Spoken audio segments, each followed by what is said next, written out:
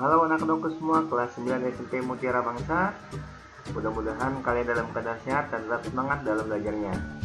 Selalu hormati orang tua, guru, dan teman-teman kalian. Tetap jaga kesehatan dan tetap menerapkan protokol kesehatan.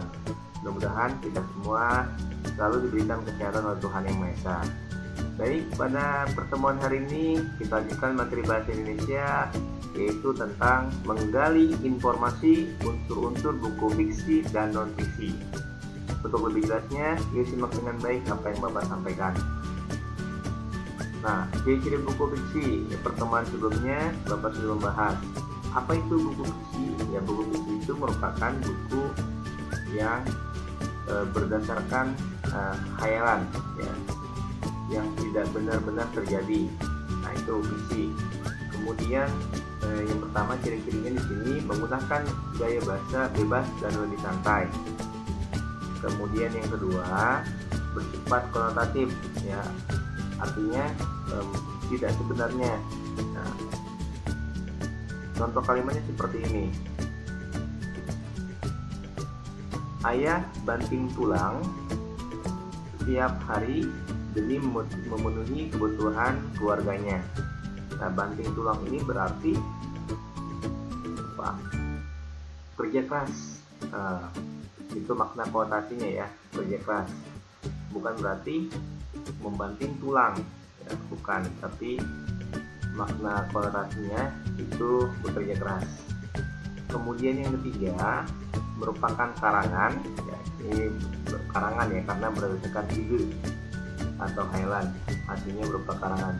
Kemudian yang keempat, bagaikan hiburan, ya, jadi buku fiksi ini lebih menghibur, ya, contohnya novel, komik, kemudian cerpen, itu membuat orang terhibur ketika membaca buku tersebut.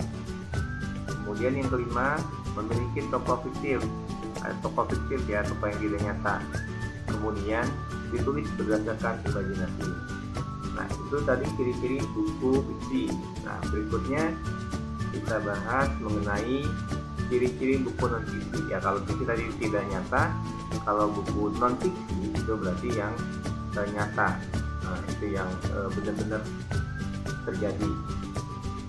Ini ada yang pertama, bersifat fakta, ya, jadi harus fakta benar-benar terjadi, ya. Kemudian yang kedua, menggunakan bahasa ilmiah, ya, bahasa pengetahuan, tidak menggunakan bahasa gaul. Nah, yang ketiga, memberikan informasi temuan. Nah, ada informasi. Kemudian yang keempat, menggunakan kajian ilmiah, ya, jadi perlu dikaji dulu, perlu diteliti dulu. Nah, kemudian yang kelima, ditulis dari data-data lengkap, ya, jadi harus ada data-datanya untuk membuktikan informasi tersebut. Kemudian yang keenam, berbentuk karangan ilmiah, ya, jadi ini karangan yang ilmiah, yang pengetahuan. Nah, itu tadi ciri-ciri buku fiksi dan non-fiksi. Nah, ini lebih lengkapnya, lebih biasa. Sini ada perbedaan buku fiksi dan non-fiksi. Ini pertama, perbedaannya buku sifat. Buku fiksi tidak ilmiah, buku non-fiksi ilmiah. Kemudian data yang diperoleh, ya, itu buku fiksi imajinasi atau helan, buku non-fiksi itu berita ilmiah. Kemudian bentuk teks, buku fiksi bentuknya narasi, cerita, buku non-fiksi itu eksposisi, argumentasi, dan laporan. Nah, itu beda, ya. Eksposisi itu merupakan teks yang berisi tentang ilmu pengetahuan. Kemudian yang gaya bahasa, ini buku fiksi tidak baku menggunakan majas, ya, banyak menggunakan majas sudah pernah kita bahas, contohnya litotes, hiperbola, personifikasi, dan sebagainya. Kalau non-fiksi itu menggunakan bahasa baku. Kemudian maknanya buku fiksi menggunakan makna konotatif, tidak sebenarnya. Buku non-fiksi menggunakan makna denotatif. Fungsi buku fiksi sebagai hiburan, kemudian buku non-fiksi menambah pengetahuan. Ya, jadi dari sini pun jelas, ya, perbedaan antara buku fiksi dan non-fiksi. Lanjut, di sini unsur-unsur buku fiksi. Nah, jadi ada di dalam buku fiksi ini, yang pertama itu ada cover, ya, kemudian ada rincian subbab. Rincian subbab itu anak atau bagian dari bab buku. Kemudian judul subbab, judul anak bab. Kemudian tokoh dalam buku, jadi di situ ada tokohnya. Kemudian tema cerita, bahasa yang digunakan, bahasa sehari-hari, bahasa gaul dan sebagainya.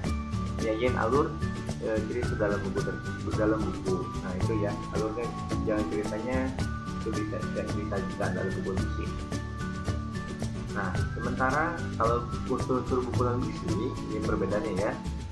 Cover buku tetap ada, di sampul atau bagian depan itu ada. Kemudian rincian subbab buku juga ada. Kemudian judul bersubbab ada. Isi buku, ya ini ada isi bukunya. Kemudian cara menyajikan isi buku, nah ini disajikannya seperti apa.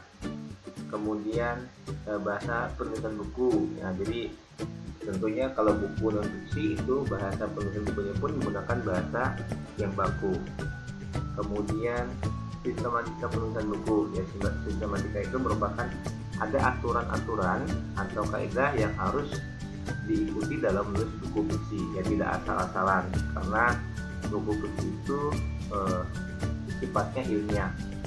Nah, jadi harus dibuat sistematika aturan dalam menulis buku, ya ada judul, kemudian ada bab 1, bab 2, kemudian juga ada nomor dan sebagainya. Itu mempunyai aturan dalam penulisan buku.